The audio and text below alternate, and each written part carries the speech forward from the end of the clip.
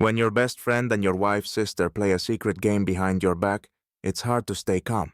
They thought I wouldn't notice, carrying on their little friendship. But I had a surprise in store that they won't soon forget. And this game is just getting started. My name is Mike, and I'm that guy who thought he had everything in his life going according to plan. I'm 32, married to Jenny for 6 years, and I always considered our marriage strong. Not perfect, sure, but solid. You know what they say? If marriage were as simple as a business dinner, well, Jenny and I were like a well-synced team, seemingly unshakable.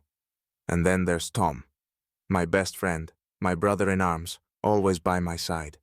Tom and I go way back to college, that kind of friend who knows everything about you, even the stuff you'd rather keep to yourself.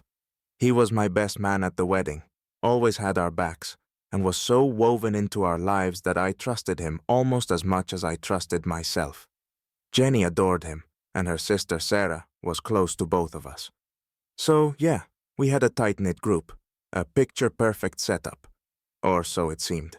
But lately, something felt off. I'm not paranoid, but I started noticing strange little things. They seemed minor, almost too small to matter. But like a pebble in your shoe, it nagged at me. For example, Tom and Sarah were suddenly spending more time together. I get it. We're all friends, but they'd come up with these shared projects and inside jokes that no one else understood. Normally, I'd laugh it off. What's wrong with a little extra connection between friends? But day by day, these little things started piling up in my head. Sarah laughed at Tom's jokes way too hard, even when they were dumb, and Tom was suddenly spending even more time with us. Not as a friend, but as if he had to be around Sarah. They exchanged glances and smiles, as though there was something between them that went beyond friendship. Okay, maybe I was exaggerating. Maybe I just had a wild imagination and was seeing things that weren't there. Or was there actually something going on? A couple of weeks later, it all became painfully clear. We were having a casual family dinner. Nothing out of the ordinary. Me, Jenny, Tom, and Sarah. We were all sitting around the table, chatting, laughing. But then I noticed something that made me freeze. Tom and Sarah were sitting next to each other, and everything seemed fine. But damn it, they were exchanging these looks, like some sort of secret code.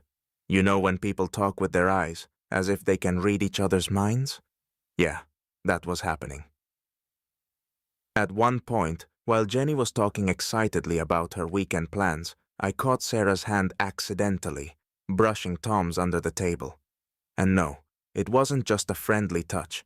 It was one of those moves that makes you feel like the third wheel. That's when it hit me. This wasn't some paranoid fantasy. No, this was a blatant signal. Something was actually going on between them. Honestly, I was furious, but at the same time I knew I didn't have enough to confront them with. So I decided to play their game. From that moment, I started watching every move they made, keeping track of every little detail. Inside, I was a mix of rage and excitement. I'm no fool, and if they thought I wouldn't notice, they were seriously underestimating me. Now, every glance, every smile, every accidental moment they ended up close to each other, it was all a clue. I didn't want to base accusations on suspicions, but the more I watched, the clearer it became. They had betrayed me. That's when everything became crystal clear. You know that feeling when you're almost sure about something, but keep trying to convince yourself it's just your imagination? Then one day, fate gives you a chance. Tom left his phone unattended for a couple of minutes, and I glanced at the screen. The first thing I saw was a message from Sarah. A short one, but it hit like a punch. Let's meet somewhere private where no one will see us. That was it. Any lingering doubts I'd had went out the window. I felt both disgusted and a bit satisfied. So, it wasn't just friendship. This was a full-on secret mission. Honestly, part of me wanted to blow up and confront them on the spot, but something held me back. Maybe I wanted solid proof, rather than one flimsy text they could easily explain away. From that moment, I went into detective mode. No mercy, just cold, calculated focus. I quickly took screenshots of everything. Then, as they both assumed I was clueless, I kept close tabs on every innocent conversation, noting every time they slipped into hushed whispers, thinking no one could hear. I wasn't just angry. I was collecting evidence like a rare coin collector. And each coin made me feel more in control. Yes, it hurt. Watching your best friend and, let's say, almost family scheme behind your back isn't the kind of fun you sign up for. But I knew one thing. Sooner or later, the truth would come out. With all my evidence gathered, I realized that just exposing them would be too easy. They didn't just deserve a confrontation. They needed a lesson. A memorable one. That's when I had an idea so twisted that I was impressed with myself. I decided to set up a dinner party they'd never forget. The scenario was already forming in my head. I'd get everyone together at a restaurant, as if it were just another friendly get-together. I'd call each of them, saying I had big news that everyone needed to hear. Everything had to seem completely normal, with no hint that I knew about their little affair. They had no idea that I was already fully aware of their little secret. I made a reservation, picked a table with a perfect view, and made sure everything looked flawless. No suspicious vibes, just an ordinary night out with friends. I even spent time rehearsing the words I'd use to share my news. This surprise needed to be sudden and jarring, like a cold shower. In my head, the plan was already in motion. Jenny would expect a sweet evening with friends. Tom would be on edge over my news, but clueless, and Sarah would probably show up with her usual smug smile, thinking she was untouchable. Well, they chose this role, and I was about to give them a show they'd remember for the rest of their lives. The night had finally come, and honestly, I was more ready than ever. I'd set up this scene with devilish precision, knowing this dinner was going to get heated. When we all met outside the restaurant, I flashed a big smile, acting like it was just a casual night out with friends. Jenny, as always, looked amazing and was glowing with joy. Sarah, a bit nervous, still kept her trademark innocent smile. Tom? He looked like a man about to take a test he hadn't studied for. Perfect. We took our seats and I started chatting as if nothing was out of the ordinary. Inside, I was seething, but on the outside, I was calm as ever. Jenny, as usual, chattered away about random pleasant things, completely unaware that this dinner would determine the future of her family. Meanwhile, Tom and Sarah kept glancing at each other, as if silently hoping I hadn't noticed. If only they knew how thoroughly I'd prepared for this.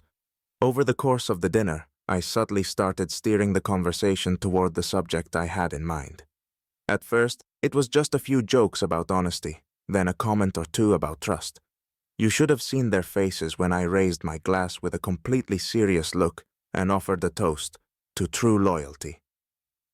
Tom tried to force a laugh, but it was clear he was caught off guard. Sarah looked like I was about to read her mind out loud, and Jenny, sweet as ever, just smiled, missing the point entirely. I kept pushing, telling stories about betrayal and loyalty, watching Tom and Sarah grow more and more tense. They kept glancing at each other, like two people stuck in quicksand, knowing they couldn't escape. Each look, each movement gave them away even more. I was just waiting for them to realize this wasn't just an ordinary dinner. Everything was going according to plan. As the dinner neared its end, I decided it was time for the final act. I raised my glass and stood up, drawing everyone's attention. Jenny looked at me warmly, expecting something sweet or heartfelt. Tom? He froze like a deer in headlights, bracing himself for whatever was coming. Sarah gripped her glass tightly, her face a mix of tension and fear, as if hoping I wouldn't say what she dreaded most. You know, I began, looking directly at Tom, loyalty is the most important thing in the world. It's what connects us to the people we love. Tom forced a weak smile, but I could see panic flickering in his eyes. I stared him down, letting him feel every inch of my gaze, and watched him sink further and further. Then I turned to Sarah, who was trying to look calm, but hadn't noticed she was biting her lip. And betrayal, I continued, still looking at her, is probably the worst thing a loved one can do. The silence around the table was deafening. Jenny looked at me in confusion, trying to piece together my words. Tom and Sarah sat there like two kids caught cheating on a test. Their faces already said it all. That's when I decided it was time to lay it all out. Slowly, I placed an envelope on the table and pulled out a few photos and printed messages. Jenny, with worry and curiosity in her eyes, reached for the envelope as I watched Tom and Sarah's faces grow paler by the second. It was like watching a slow-motion scene in a movie. Jenny flipped through the photos, read the messages, and her expression shifted from mild confusion to shock, then to utter horror. She looked from Tom to Sarah, and the pain and disappointment in her eyes were palpable. Tom tried to speak, but his voice cracked. Sarah sat frozen, as if someone had hit her mute button. This wasn't just a reveal. This was their downfall, and they knew it. Once the photos were laid out on the table, everything that had been hidden exploded to the surface. Jenny stared at the photos, as though her eyes could see but her mind refused to process it. Tears started streaming down her cheeks, and her face froze in disbelief. It was like she wanted to scream and run, but couldn't even move. Then slowly, she turned her gaze to her sister. "Sarah, are you serious?" she asked, her voice shaking with anger. Sarah sat there like a criminal caught red-handed, her mouth opening and closing like a fish gasping on land, unable to find the words. Seeing the situation slipping away, Tom tried to explain himself. "Jenny, it's not what you think. I can't explain." His voice was so pathetic, I could barely hold back my laughter. If he thought he could dig himself out of this, he was about to dig even deeper. Jenny snapped, turning to him with rage in her eyes. "Explain? You want to explain? You betrayed me with my own sister, Tom. What is there to explain? This is the lowest, most disgusting thing I could ever imagine." Her voice was getting louder, and other diners were starting to stare, but I couldn't care less. Let the world see this drama play out live. Finally, Sarah mustered the courage to mutter, "Jenny, I didn't want it to end up like this." But it sounded like the weakest excuse ever. Jenny stared at her, with not a shred of forgiveness in her eyes. "Didn't want it? You think this was just an accident? This is betrayal, Sarah. How could you?" And just like that, within a few minutes, it was all over. Jenny was breaking things off with both of them, hurling words like knives, while I sat back, feeling a strange mix of pain and satisfaction. Yes, this was the end, and there was no going back. After all the drama, the restaurant was left with shattered hearts and exposed secrets. Around us, the air was still thick with the aftermath of their feeble excuses, helpless stares, and tears. I looked at Jenny, who stood next to me, shaken, but holding herself together with all her strength. There was pain in her eyes, but I could also see something else, resolve. Gently, I put an arm around her shoulders. "Jenny, let's get out of here. We've said and done enough," I whispered. She nodded, looking at her sister and Tom one last time. A final look that said everything. It wasn't just a goodbye. It was a permanent severing of ties.